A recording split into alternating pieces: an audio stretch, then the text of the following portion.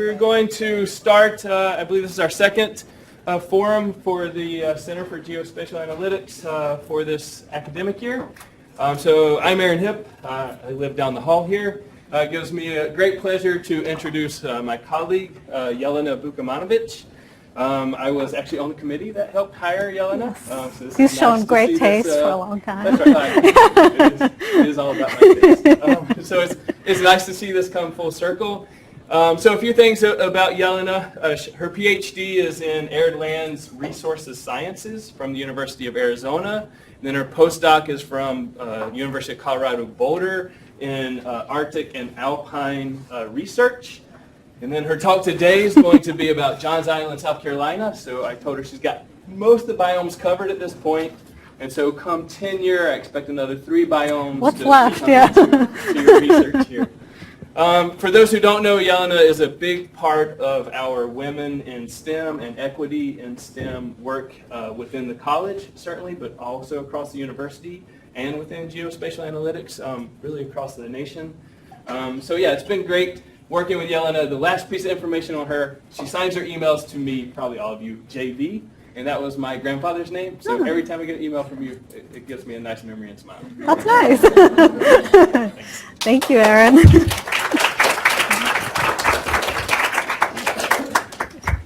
And thank you all for being here today. I'm especially happy to be talking about this research at a geospatial forum because the work of so many people at CGA and the College of Natural Resources has been really instrumental in bringing this together. And so I might run out of breath because I'm fighting for lung capacity. So I'd just like to start by thanking our team, probably a lot of familiar faces on this screen, and in particular Dr. Aaron Sills, who's been a tremendous collaborator and mentor to me through this process.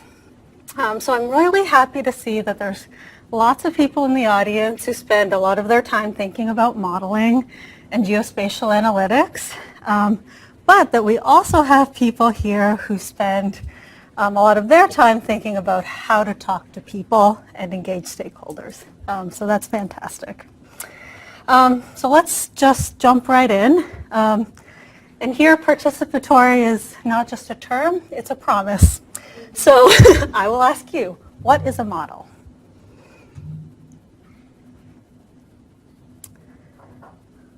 Not everyone at once.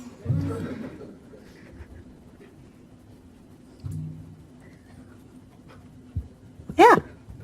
Something that we use as a proxy for the real world because it's too complicated for us to actually grasp. Great. Yeah, so some kind of simplified version of reality. Anyone else?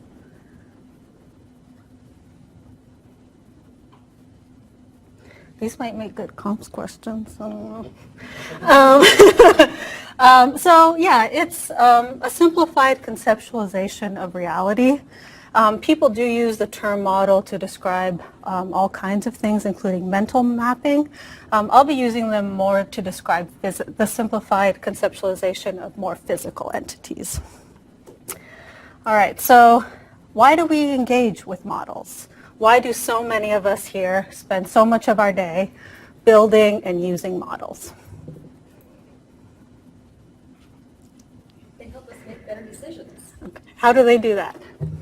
They can provide information about what might happen in the future, or information about what are the present conditions that you might not have considered together. Awesome. Anyone else? Yeah. I think models are important in social science because you can't always do true experiments with humans and society. So models help you play around with certain attributes that would be unethical to do in reality. Right, great. Anyone else? So a few other things. Models can help us conceptualize really complex interactive processes. They can give us a fuller understanding of current conditions, and like Stacy said, can help us understand what the future might look like. They can let us test alternative futures without messing with people or the environment. And I think just as importantly, the process of modeling forces us to really consider carefully the parameters that go into the model. So models are amazing. They help us do amazing things. But I'd like you to stop and think for a moment about the big picture problems or the grand challenges that your work is helping to address. So, the things that get you up in the morning. And when you're thinking of this big picture problem, consider also what is it that hinders the implementation of effective, long-lasting solutions? Where do we run into bottlenecks or problems when it comes to solutions to these big problems? And these problems could be something like managing large-scale disturbance like wildfire, climate change adaptation, promoting health, whatever they might be. So I'd wager that even though we all many of us spend a lot of our time with modeling, what's really hindering sustainability solutions is not really processing power or bigger data sets or bigger and badder models. I think if you consider the problems you're trying to address, the real challenge that hinders the implementation of solutions is how people are, or far more likely are not, involved in the process. So let's give some other people a chance to show off. Why do we need to involve people in research?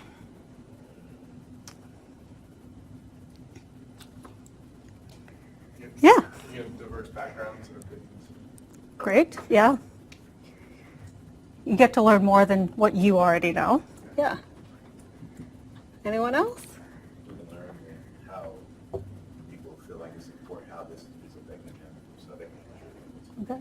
how they outcome. Great. Yeah. Politicians don't give us money unless they know what we do. Unless they know what. Unless they can understand what we're doing. Okay. Sure. Anyone else?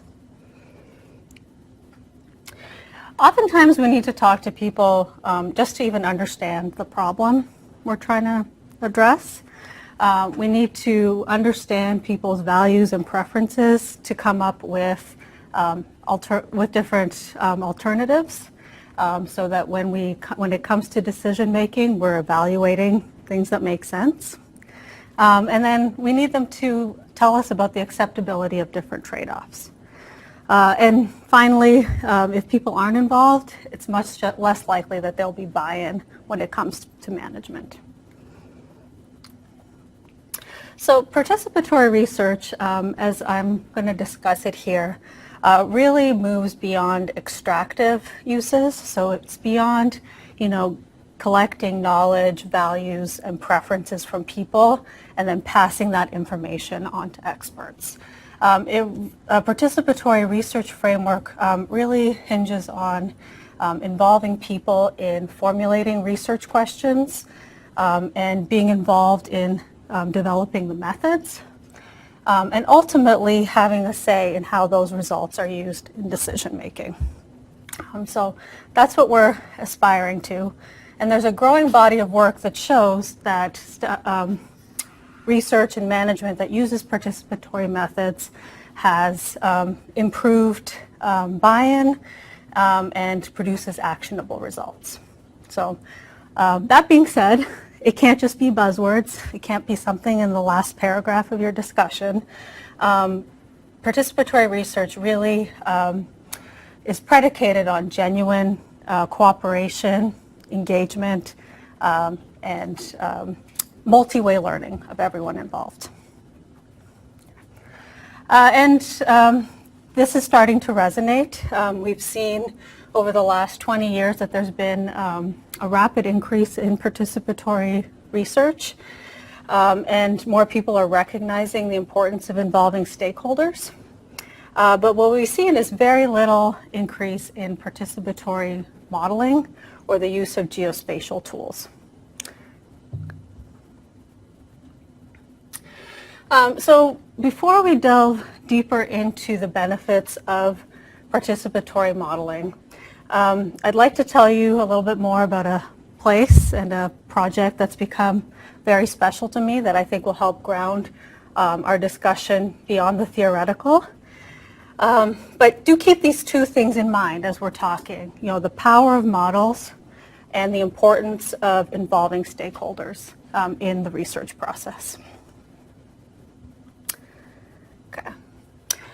So, like Erin mentioned, I'd like to take you to the low country of coastal South Carolina.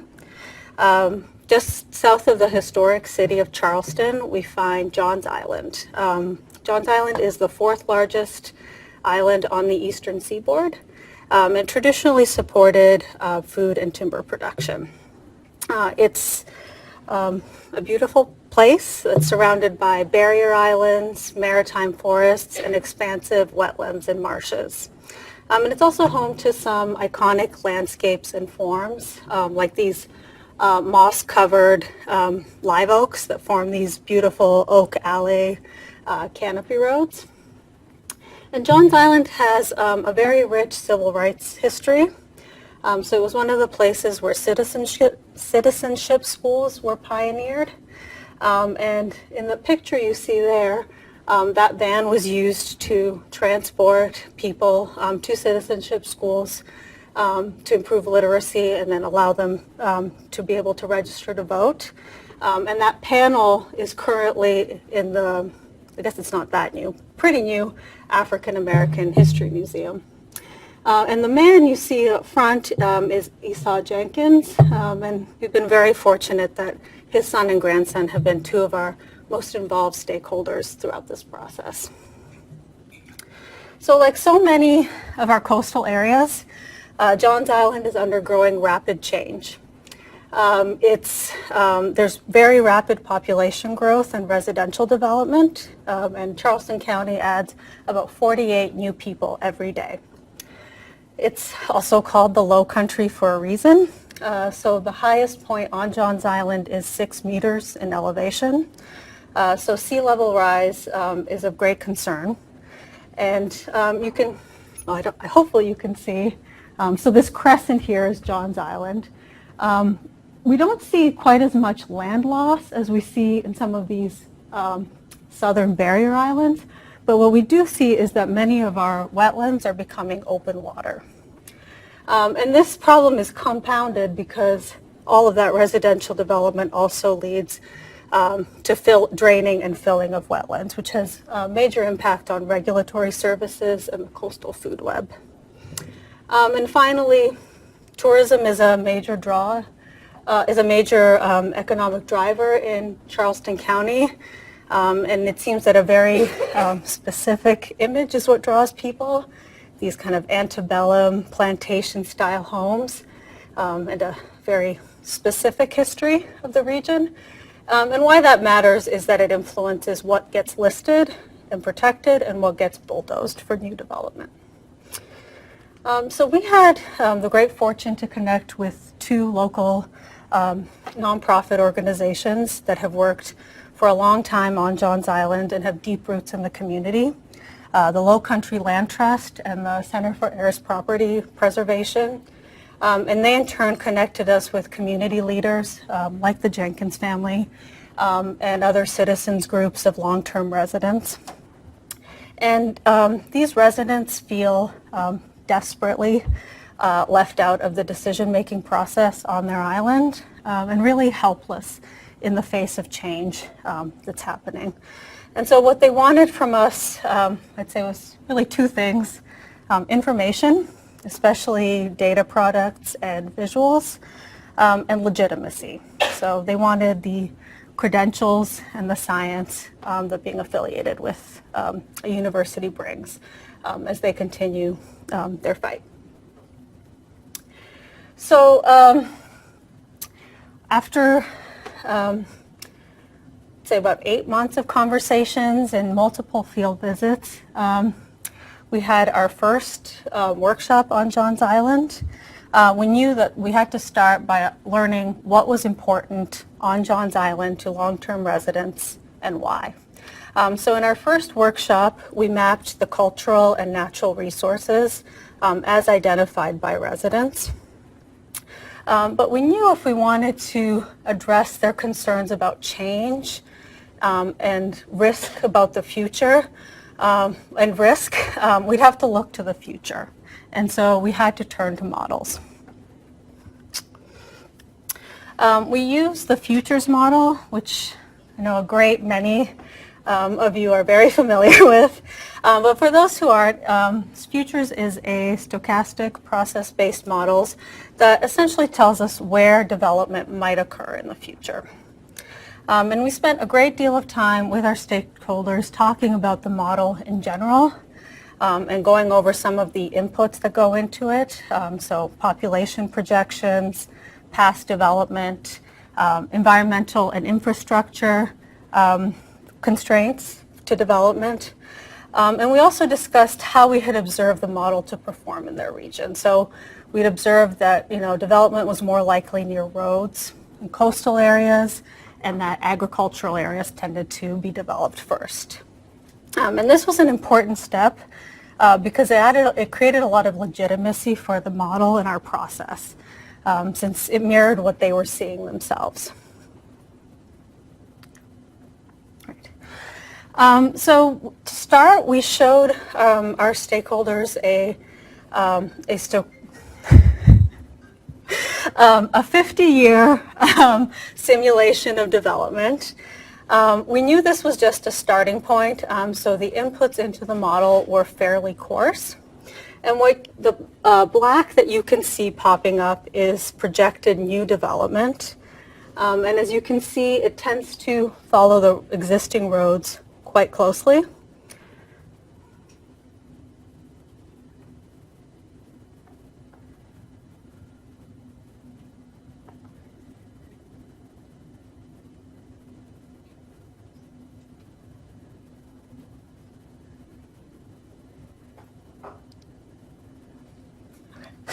I could speed that up. And in addition to that single stochastic run, we also showed them a composite of 50 iterations of the model and highlighted areas where there was good agreement between these 50 models runs of places that were most likely to be developed, which are the places in the darker red. So the darker the red, the better agreement between the models that this was a place that was likely to be developed. And then we overlaid those natural and cultural resources, the places that were important to them, over this development surface to get a sense of the risk to the places they valued. And then we gathered around screens and 3D renderings of the island in both small groups and then all together, and we talked about these results and how they felt about the model and the results that they were seeing. We talked about how about 75% of the places they had identified as important were at medium to medium high risk of development in the next 50 years. And we also talked about what were they losing because of this development, what land cover types were being lost to make way for new subdivisions. As you can see, this doesn't work here, there's significant loss across all of our land cover types, but it was especially disheartening to see the loss of pasture and ag fields because they'd already lost so much of that land type. It was already such a small part of the island. The reactions to these results, I think, fell into two camps. A smaller group, our pessimists, were surprised it wasn't worse. They thought, everything would be gone and the whole island would really be one giant subdivision. But I'd say for the majority of our participants, they expressed a lot of feelings of loss. They were really devastated by the change that they saw coming. And a lot of the feelings of loss that they expressed were really connected to things that we actually hadn't mapped very well. So those agricultural fields and forest patches, which didn't come up in our mapping exercise, were really important to them. And so these kind of diffuse resources, there's a lesson there in, that they can be really hard to map because it wasn't a specific field that was important to them. It was that the rural nature of the island be preserved. And then we ended on a little bit of an optimistic note, talking about what are some of the things we could do about this. What are conservation mechanisms that might be put in place to protect these places that they love? And then in our third workshop, which was just a few weeks ago, we delved deeper into understanding their priorities and preferences for conservation.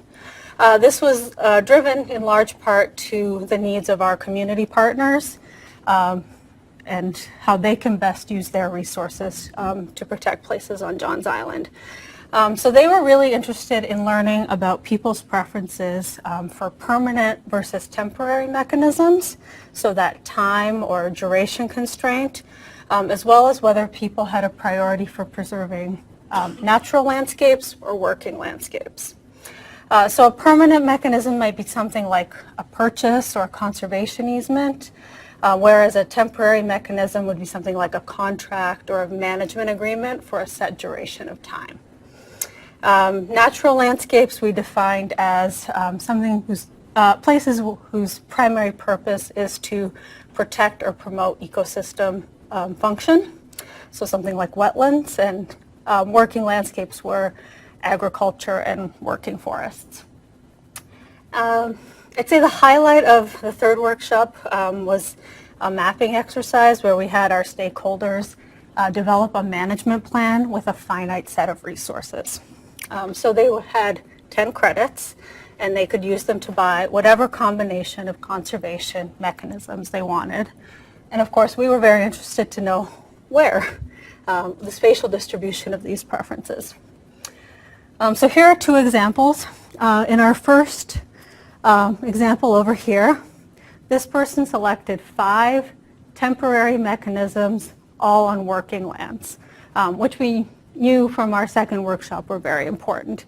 And it looks like they placed them, except for one, exclusively on forest patches on the southern side of the island. In the second example, this person chose a kind of more diversified portfolio of conservation. There's one permanent mechanism to protect natural landscapes and 2 temporary mechanisms, one natural and one working landscapes, for how they would spend their credits. I think this will help us improve our modeling efforts, but it's also very helpful for our community partners, so that as they're prioritizing how they spend their funds, they can focus on things that will have the greatest amount of community support. And I wish I had some preliminary results from here, but we don't quite yet. So if we think back to our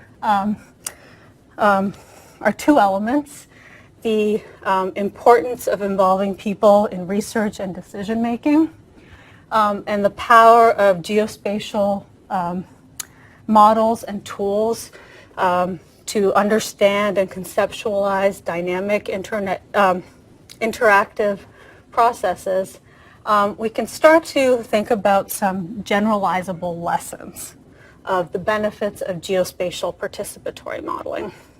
And we've identified 3 big picture tenets or benefits of geospatial participatory modeling that relate to sense of place, spatial interaction, and spatial scale.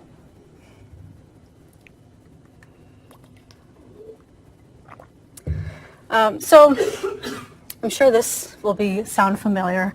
You know, for many of the big problems that we're working to address, they're often ubiquitous problems. That's why they're grand challenges. So it's something that's of general concern to many people. But even things that are of general concern can seem distant or even trivial to a particular community. So one of the benefits of geospatial modeling is that it can immediately make something that is abstract very personal by visualizing it in a place that is important to to an individual, somewhere that represents where they actually live and work. So geospatial models and visualizations can improve share connection over a communal landscape.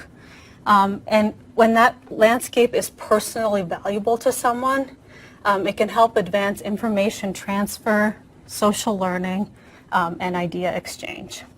So these tools can help make, these spatial tools can make something immediately personable to the people involved.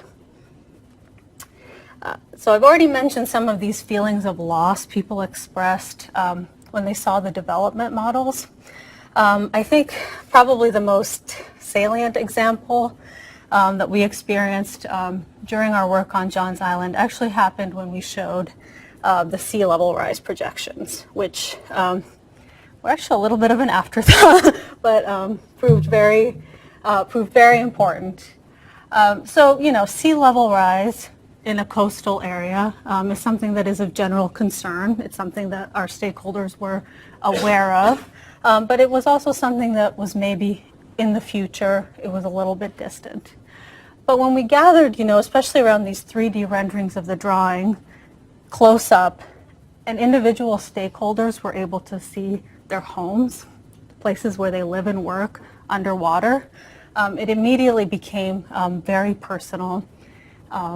And it was an impactful experience for us, seeing that anxiety and worry with people as they were considering their future and their homes.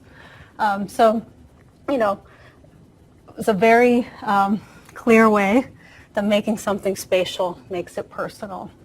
And even though it was a very emotionally charged experience, it had the unexpected benefit of very organically promoting a conversation about models, like what they can and can't show us, how much uncertainty they have, which was ultimately very helpful for our efforts.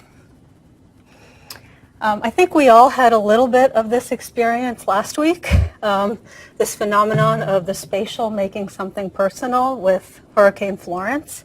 It seemed everywhere I looked early last week, people kind of glued to their phones and their screens, tracking the progress of the storm and, you know, visualizing the impact of visualizing the potential impact for themselves or the people they loved of this storm. But beyond teaching, you know, beyond exemplifying the fact that the spatial can make it personal, our experience with Florence also, I think, taught us that what happens in one place affects another. So tens of thousands of people from coastal counties were forced to evacuate during Florence. And at the height, an estimated 17,000 North Carolinians were living in temporary shelters, including right here in Raleigh. And so even though Raleigh was very minimally impacted by the storm, what we saw by this migration of people is that what happens in one place can affect another. And geospatial models can make these connections explicit and resolve abstractions. And by visualizing these connections between one place and another, can catalyze new understandings of connectedness. And this realization that place and spatial and that place and process are connected can be a real revelation for stakeholders. So for me, the example on Johns Island that really sticks out involves one of our community partners, who was then the director of conservation for the Low Country Land Trust. So Garrett was super into the geospatial simulations, and he spent a lot of time with us poring over them and looking at the results. And in addition to the business as usual scenario that you're seeing here, we also showed him 2 infill scenarios. And he had this aha moment, like you could almost see the light bulb go off over his head, because by restricting development in one place, but not changing the demand, it moves the development elsewhere. And also I should mention, we did the whole county, not just Johns Island. So he could see everything that was happening. And his professional charge was conservation for an 18-county area. It wasn't just for Johns Island. So this was a really impactful lesson of changing something in one place affects another.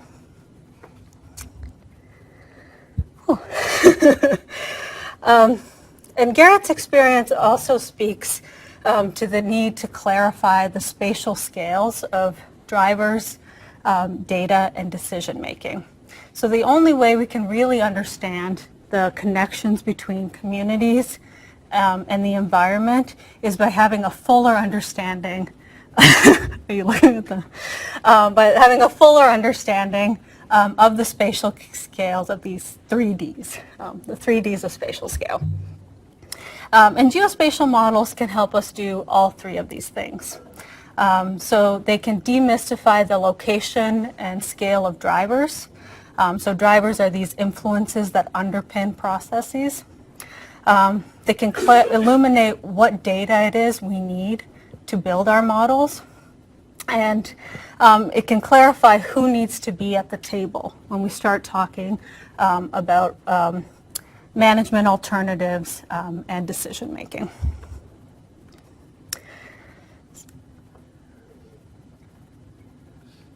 So for our stakeholders on Johns Island, the critical driver that they identified was the zoning put in place by Charleston County and the city of Charleston.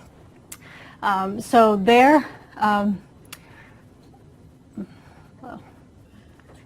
for them, this was really the critical driver because this was an unincorporated area. And so they're subject to both annexation from the city of Charleston, which is already happening in this part of the island. And they're also subject to the rules implemented by county council, of which they only hold 1 seat out of 12. So what they wanted, they really encouraged us to think about doing in our modeling efforts was not just including the land use zoning categories, which is what you might think of, like this is residential and this is agriculture, but to also include the housing density that's allowed under each of these areas. Because even our agriculture areas are actually zoned for very high residential, sort of very dense residential development. So the critical driver here was zoning. Our stakeholders were also very interested in really fine-grained land cover data for the extent of the island. And in particular, they wanted to see this very high-resolution land cover data overlaid with parcel maps so that they could have a better sense of what resources were on land that belonged to who. So that was a critical data need that they identified. And as you can see, and as I've alluded to, the decision-making, this is the heavy cloud that hangs over our stakeholders, is that they feel very left out of the decision-making process and governance on their island. Many times these council meetings are contentious. People get arrested and thrown out. And so for them, the decision-making scales start and stop with the county and the city of Charleston. So I'd like to emphasize that, I've talked about what the stakeholders need from us and what we've been trying to give them. The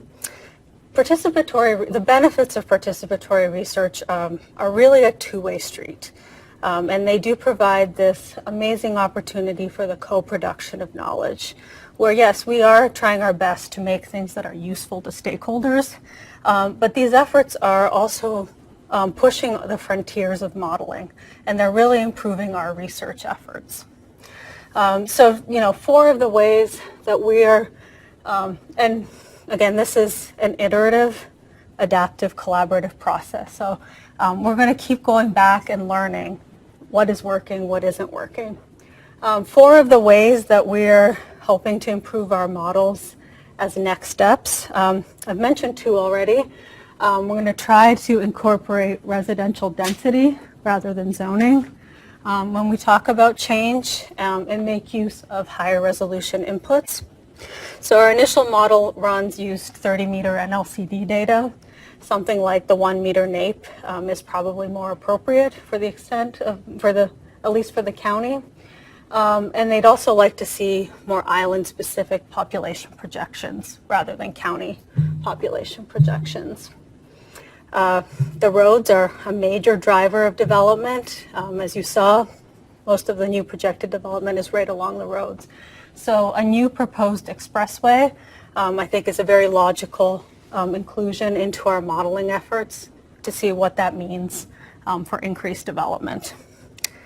The one I'm most excited about is sea level rise. And again, this is all coming from our stakeholders, and I think represents a frontier, a consideration that many people working in these areas will have to consider. So what do you do with sea level rise and a land change model? Where do those people, you're losing land, so where do those people go? Are they moving inland into the island? Are they leaving the island? And what does that mean for what we can use from past development patterns to model the future? So I'm really excited about that part. So geospatial analytics needs people. We need people to define the problem, to define acceptable alternatives and evaluate the trade-offs between different futures.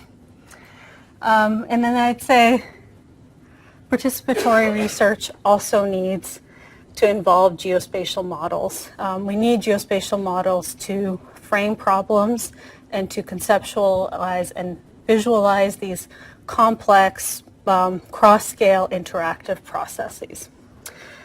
So we need both. So I guess I'd like to, go back to the title of this talk and maybe offer a second option. So I'll end by contending that participatory research needs geospatial analytics, but equally and in the same way, geospatial analytics needs participatory research. Thank you.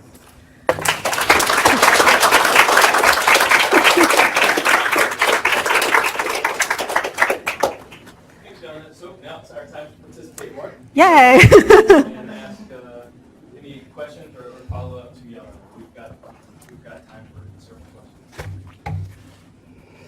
Yeah, Corey. So, I forgot at the beginning what you said.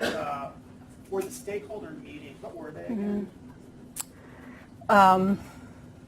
What were they? How were they advertised? Who came? Oh, great. Yeah, great question. So we relied initially on our two community partners, the Low Country Land Trust and the Center for Heiress Property Preservation. And so they identified kind of community leaders and people in the community who have been very involved in these citizens groups. There's a few of the island, the Concerned Citizens Group and the Progressive Club. And they were initially the ones that contacted residents and invited them to the workshop. As we progressed and got to know the stakeholders ourselves, we increasingly relied on more of a snowball method where they would tell us about other people we should talk to, and we'd invite them directly to the workshops. Do you think by the end you got a good, diverse sample of the community and not just specific aspects of the community? That's a good question. I think we got a good representation of people who haven't been represented in other ways. So we purposefully didn't talk to developers or people who were really, I guess, in that camp. We were, because the dynamics were so wrought, we really wanted to get a sense of what long-term residents with that kind of community memory had thought were important. And I think the other side is very well represented. when it comes to having their interests expressed. The dynamics within the group are very complex and hard for us to control. So our first mapping workshop was almost exclusively African American, and that was an intentional on the part of our community partners. And then on the eve of our second workshop, our Abe Jenkins, who's the grandson of Esau Jenkins, became ill. And overnight, we lost that participant group, except for 2 that came to the second workshop. And we ended up with an almost entirely white group in our second workshop. Our third workshop was looking like it was going to be fantastic mix of both groups, and then there were 2 deaths on the island 2 days before our workshop.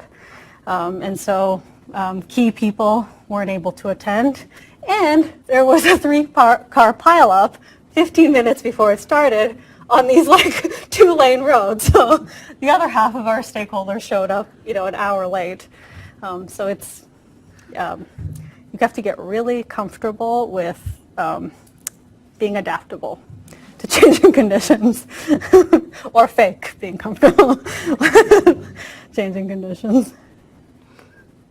Hey, Berber. You already mentioned, I think, but just curious, what was the most challenging part in this process for you? There are a couple of people who are extremely challenging in this among our stakeholders. It's, I guess, not surprising, but we were a team of all women researchers, and during the last 2 workshops, we certainly had our knowledge and credentials questioned in front of the whole group rudely, and keeping your cool in these situations is very difficult. What was challenging?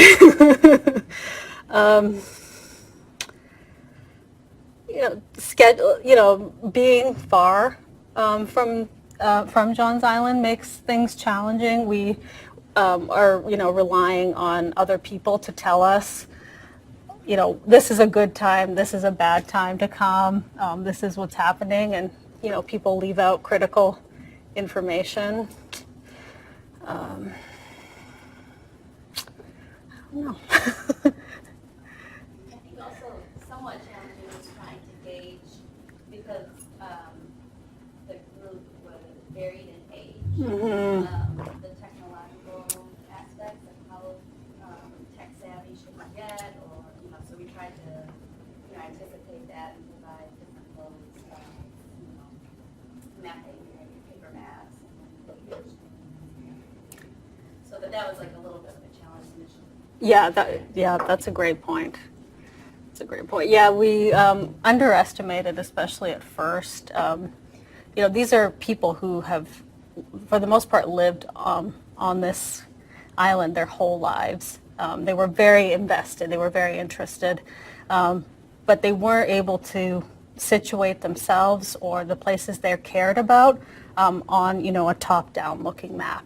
So that was also a big challenge, just like thinking of different ways of showing it. And we came with imagery and simplified street maps and everything we could think of to help make that process better. And like Lindsay said, even in our last workshop, there were people people in their 90s, and they weren't even comfortable with stickering places on a map. So they were, we would write down the location. They're like, a kilometer up Bohicket Road, and then like map it ourselves after. When it comes to the resource allocation part, which you said you're still working on the analysis of that, Sure. I'm curious if you plan to use the location, the residence of the person putting those stickers on the map to determine whether that's influencing where they're putting them on that. For example, you had one that showed the person had chosen only things in the southern portion of the island. Does that person live in the southern portion of the island? And is that something you're going to consider? We did not ask them to identify themselves on the map. Some people chose to do so, despite us telling them not to. But no, I know that happens,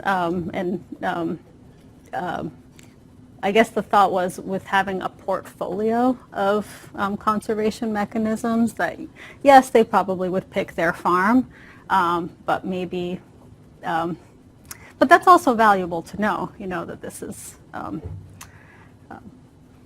is of great importance to someone, that they would also pick other places.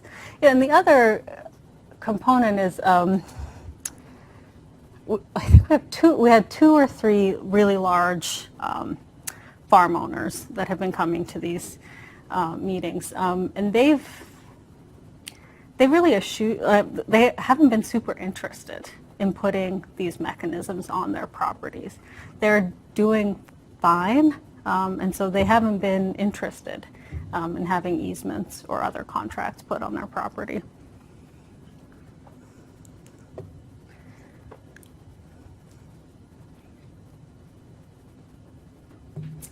If you were to do a study similar to this in the future, is there anything that you would do differently or change?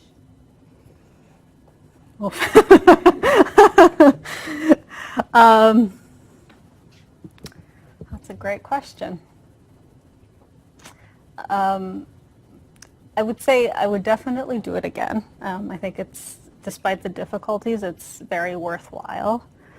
I think maybe one of the lessons I think we learned was to build relationships with institutions and groups rather than individuals.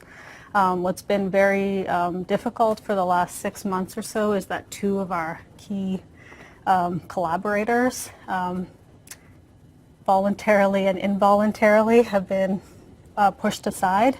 And so, we want the work to continue. We're trying our best to work with new people and faces, but it probably would have been better if from the start we hadn't relied on those personal relationships, but had built stronger connections to the community groups themselves.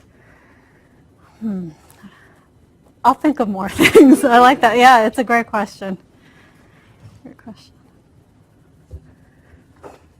Josh. How do you plan to use this, or how do the stakeholders plan to use it? Is there a variety of things that they want to use these outlets for? Are they more interested in policy change or like their personal property?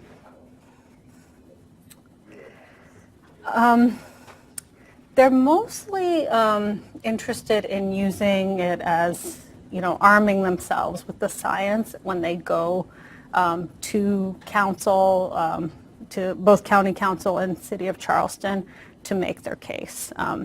Because, this connects to what Corey was asking earlier, when they're facing off with developers, they have all the pretty maps and, economic projections, and, they have that stuff. And so I think they're mostly interested in leveling the playing field a little bit with data and the visuals. And then the Low Country Land Trust and the Center for Air Property Preservation, they're really interested in prioritizing their limited funds and time for places that will have that will mean the most to the community and have the greatest chance of being supported. Yeah. Nick?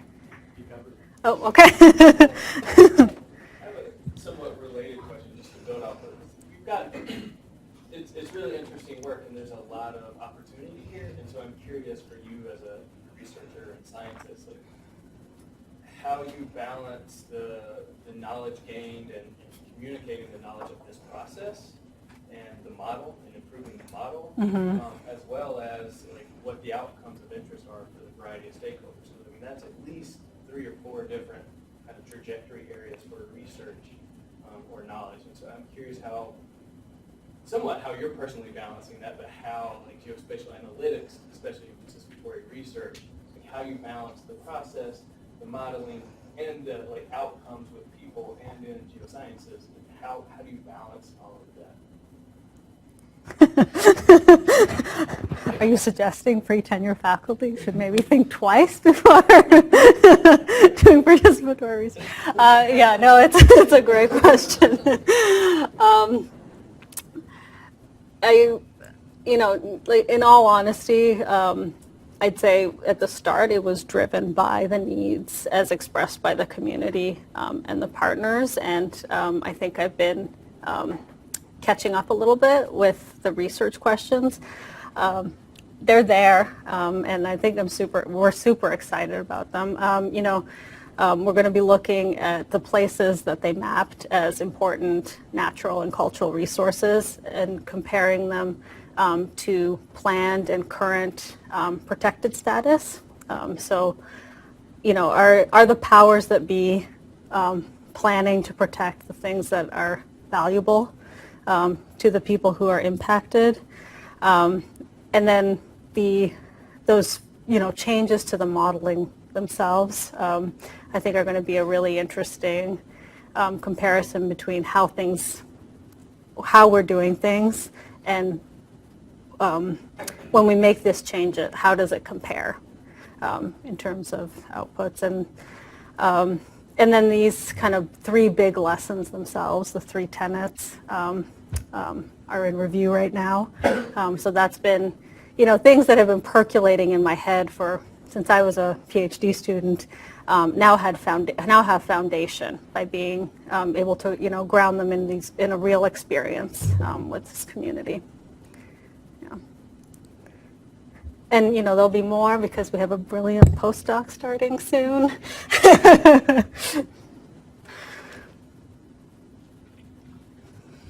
You mentioned that the participants were particularly concerned about losing the rural nature of the island. That seems to me like it would be hard to measure the rural nature, and I'm also guessing it might be awfully subjective in terms of what someone considers to be rural, even though there are certain definitions. But Sure.